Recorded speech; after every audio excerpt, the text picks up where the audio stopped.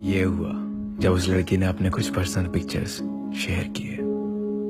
रिश्ते काफी ऊंच नीच से भरे होते हैं। कभी किसी के साथ आप अच्छा महसूस करते हो तो कभी किसी के साथ आप बहुत ज्यादा नाखुश और अनकंफर्टेबल हो जाते हो, क्योंकि शुरुआत में सब अच्छा अच्छा ही होता है, लेकिन जैसे जैसे वक्त बीतता है आप उनके जितना क्लोज हो जाते हो उतना ही उन्हें एक्सप्लोर करते हो और लोगों की आपसे एक्सपेक्टेशंस भी सेम नहीं रहती, वो बदलने लगती है। कुछ यूं ही हुआ दिशा और प्रखर के बीच।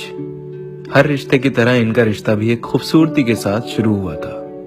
जब दिशा और प्रखर की दोस्ती हुई थी तब प्रखर दिशा के स्कूल प्रोजेक्ट्स वगैरह में काफी हेल्प करता था, जिसकी वजह से वो उसे कहीं ना कहीं पसंद करने लगी थी।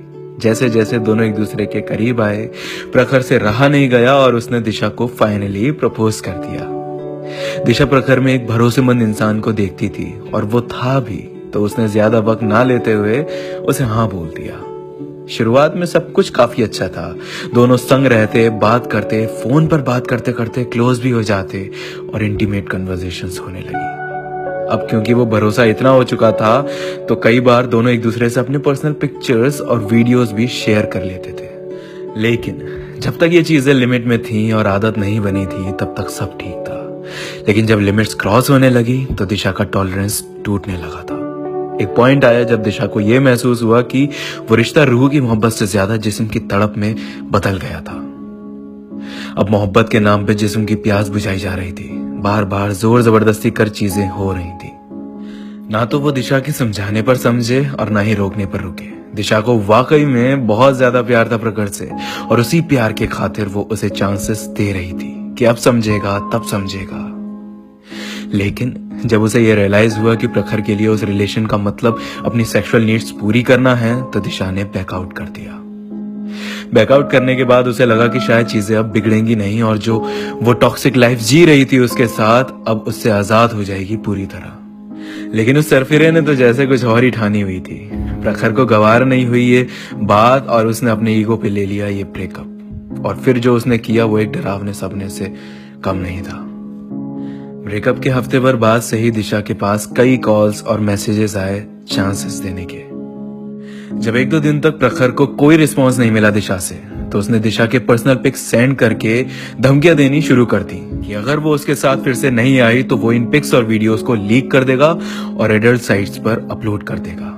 ऐसी धमकियां सुन के जैसे दिशा का दिल दहल गया। उसने बहुत रिक्वेस्ट की, उसके आगे भीख भी मांगी कि ऐसा मत करना, उसकी पूरी जिंदगी बर्बाद हो जाएगी।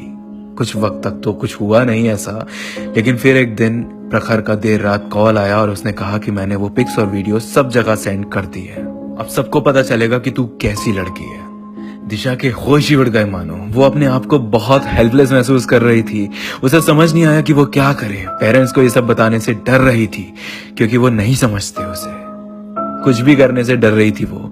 उसको ख्याल आया कि वो ऐसी बदनामी भरी जिंदगी जीने से बेहतर है कि अपने आप को खत्म ही कर ले, तो उसने कोशिश भी की सुसाइड करने की, पर उसके माँ बाप का चेहरा सामने आ गया।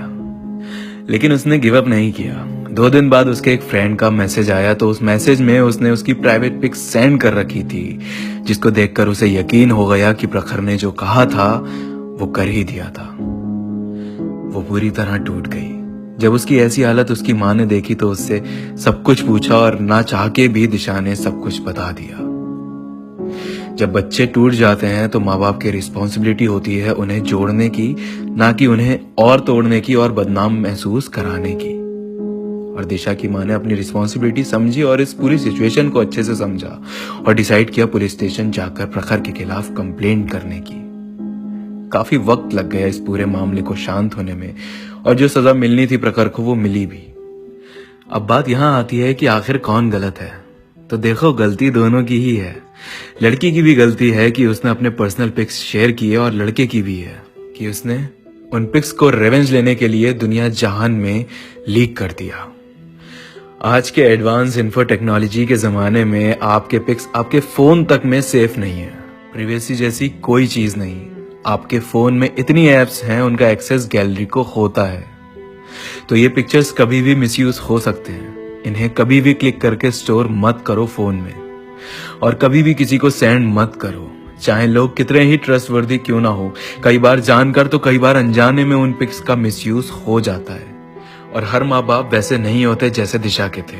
कई पेरेंट्स तो बच्चे को ही एक्सेप्ट नहीं करते, तो कई बार आप दुनिया की नजरों में गिर जाते हैं। आज भी कितनी लड़कियों के साथ रेप होता है और हरासमेंट होता है और वो चुप रह जाती हैं, नहीं बोलती कुछ, क्योंकि उन्हें डर है अपने माँ बाप की बदनामी का।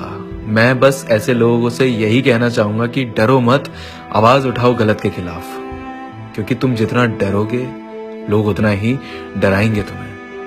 और रही बात लड़कों की जो इस तरह की चीजें कर रहे हैं, तो देखो यार, अपने सरफिरे दिमाग पर काबू पाकर एक बार सोचना कि अगर कोई तुम्हारी मम्मी या बहन की इज्जत समाज में उछालेगा तो तुम्हें कैसा लगेगा। अगर किसी ने तुम पर भरोसा करके कुछ भेजा भी है तो उसे हटा दो अपने फोन से और उसका गलत इस्तेमाल मत करो। तुम्हें आइडिया नहीं है, पर यह बहुत ही ज्यादा सेंसिटिव चीज है। किसी की जिंदगी तक खत्म हो सकती है तुम्हारी एक हरकत से। कभी ऐसी चीज मत करो जो किसी की जान पर बनाए, क्योंकि उसकी जान लेके तुम भी जिंदगी जी नहीं पाओगे, सड़ते रह जाओगे जेल में और माँ बाप की बदनामी होगी वो अलग। ये एक फिक्शन स्टोरी नहीं है, ये हकीकत है जमाने की। Please take care of yourself and the people.